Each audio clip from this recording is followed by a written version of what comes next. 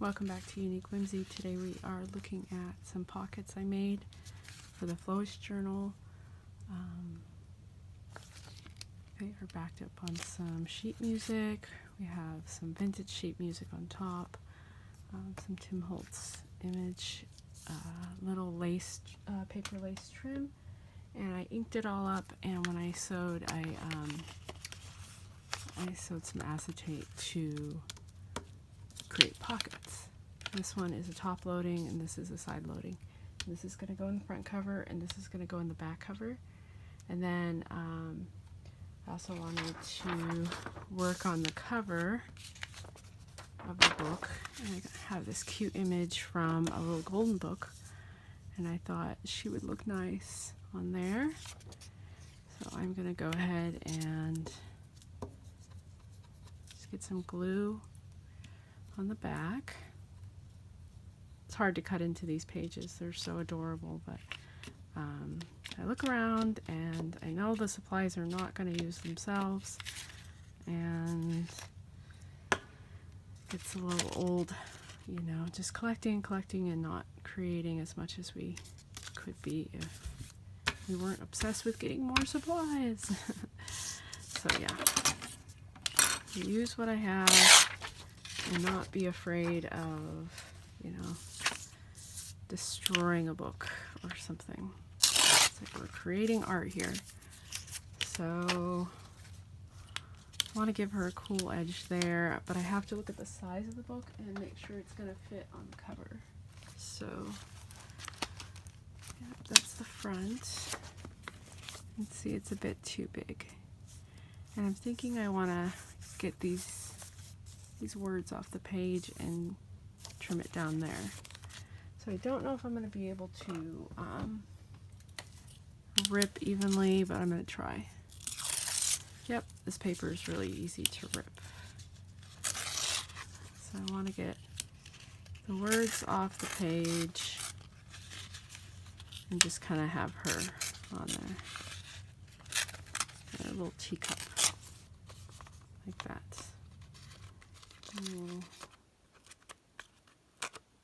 Oops.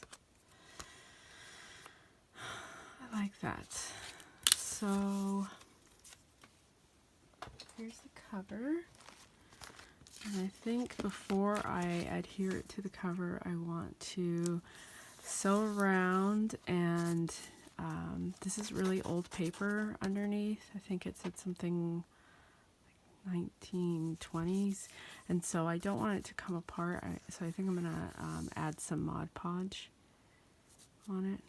This paper really reminds me of like a tea party for a little girl, so I think that would go really well in there like that. So I'll sew around. I'm putting it on my sewing machine, but for right now I'm going to find something heavy to put on the book so it stays. Ouch. And then adhere this down just like so. And then we'll just have the one pocket here on the side. I was thinking about making it a top loading pocket. Ow, I hurt myself. Crafting is dangerous, kids. That's why the channel is not for children, right?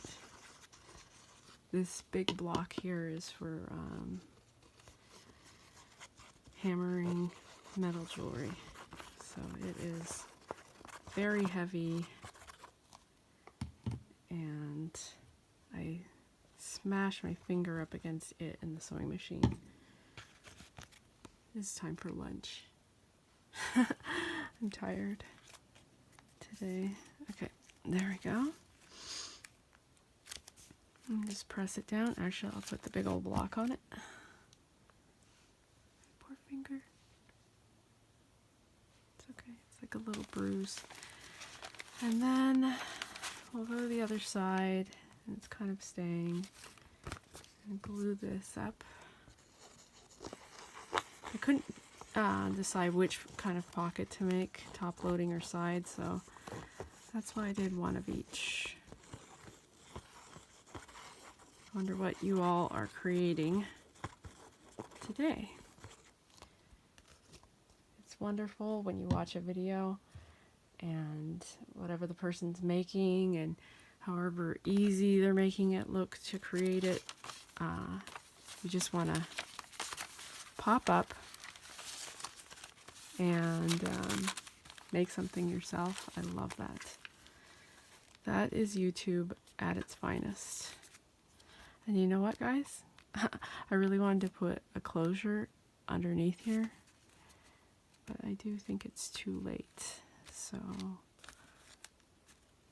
I don't know if a book this big should even have a closure. I could peel this side up, but I don't know if I can peel this side up. I'm just gonna probably do an eyelet. Yeah, I think that's what will happen. Is I will do an eyelet closure where I punch a hole in the cover right here, set an eyelet, and yeah, on both sides of the cover so that I can add some seam binding or heavy fabric to create a tie closure. So I think that will be more durable too for the future.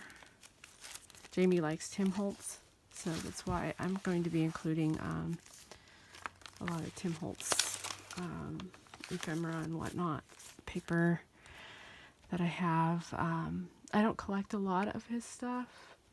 I really liked the little gadgets, like the light bulb. Is it a light bulb pin? Bulb pin. I like those. I like all the metal stuff that has his name on it, but the images they're okay. I just know Jamie likes it, so she's getting it. And this was from a little golden book, and I'm gonna start sewing it.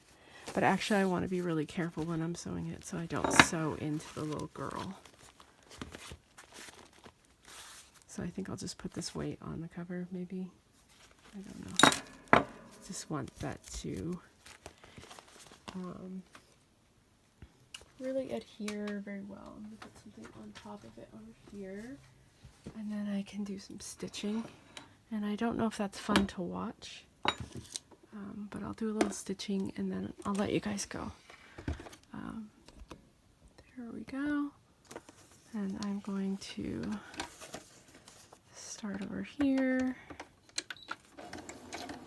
and just start stitching. And I'm probably going to go around this a couple times just to give it that messy, fun, chaotic stitch. And then looks like I'm going on the image, which is okay.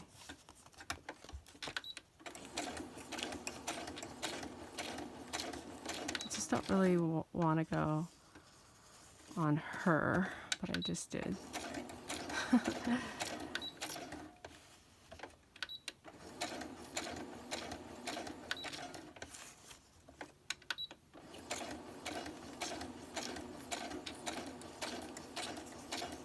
Really like the little teacup.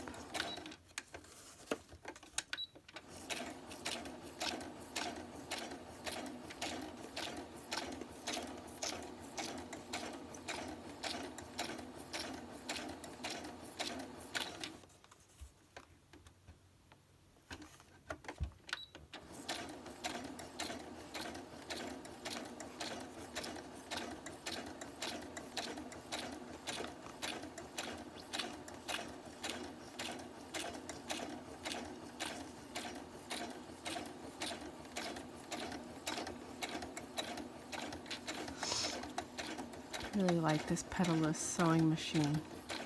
It's actually a gift, a Christmas gift for my daughter, and she used it a bunch. And then it just sat there, and I was like, this is a much nicer machine than mine. I think I'm going to use that one. Because when I bought mine, I wasn't 100% sure I was going to use it a lot, so I just went with like the beginner's model. And it doesn't have a lot of stitches and fancy things. This one can actually do letters, like embroidery stuff. I don't really use it that much for that. But I remember when my daughter got it, she did mom on a piece of fabric, and I liked that. It was funny. It's like cool sewing machine.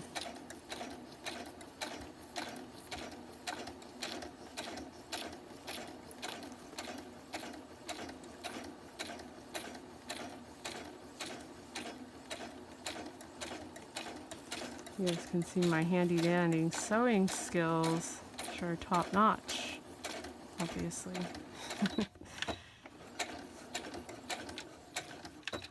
All right. That. And then let's have the cover back. Sew it like that. And she's not actually adhered down that well, but that's okay because we're going to Mod Podge her on. So I'm going to take some glue and glue her down, and then I'll do the Mod Podge on the top. This Mod Podge is just glue too. It's just, it dries a little bit shinier, I think, and isn't as tacky as if you had used just glue. Okay. I want to leave room for the eyelet. I'm pressing down. Got my bone folder, which I should have used for the pockets.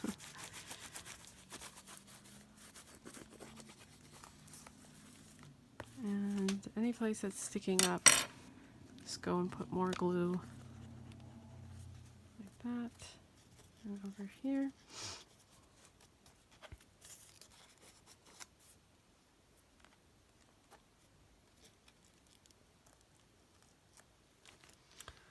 Okay. Just hold it down. Right.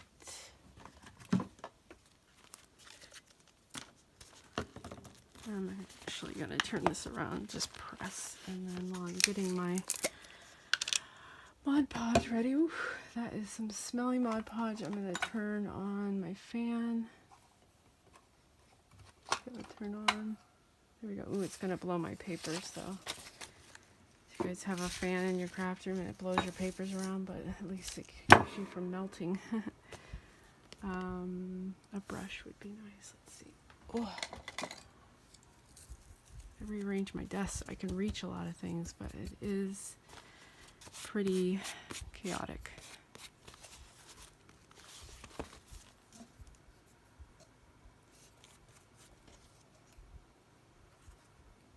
And the parts where the image is coming up, I'm going to get underneath it and just make sure it's laying down nicely. And we're going to give a generous coat because I don't think I'll do two. I think this will just be one nice generous coat that will keep the image from being tarnished by being held with artsy hands. Protect it. And one idea for using a flow journal after you make one or receive one from a swap is to go ahead and make it your idea book where you collect ideas for projects. You write down your original ideas, ideas you watch online that you want to try out, and yeah, it can be like your craft Bible. I actually might write craft Bible right here. And this came from a book about God, so I think that would serve a double purpose, the image, because you can keep all your crafty secrets in one place. And all of us should have one, really, because we watch a lot of videos. I think most of us crafters do. We want to see the supplies other people have. We want to see their techniques. And then a lot of it gets forgotten because we can't hold that much information. We have to live, lives outside the craft room as well. So it's good to write things down, especially as we get older. They say your mind and your memories start to go. Look at that. I think it's cute. I think it's really cute. It reminds us to sit down and have some tea and relax. Really want to get this thread down. So there we go. Throw that in the water. Close this up. And then let's look without setting her down. Ooh, I see a little bit of buckling right there, and I don't want that. I'm not going to touch it while it's wet. That's a bad idea. But I do see a little bit of buckling. So I'm going to clean off my brush from the water.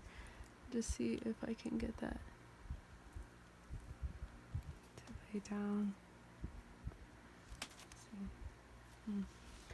Not super happy about that, but we can always put more embellishments on the cover once that's dry.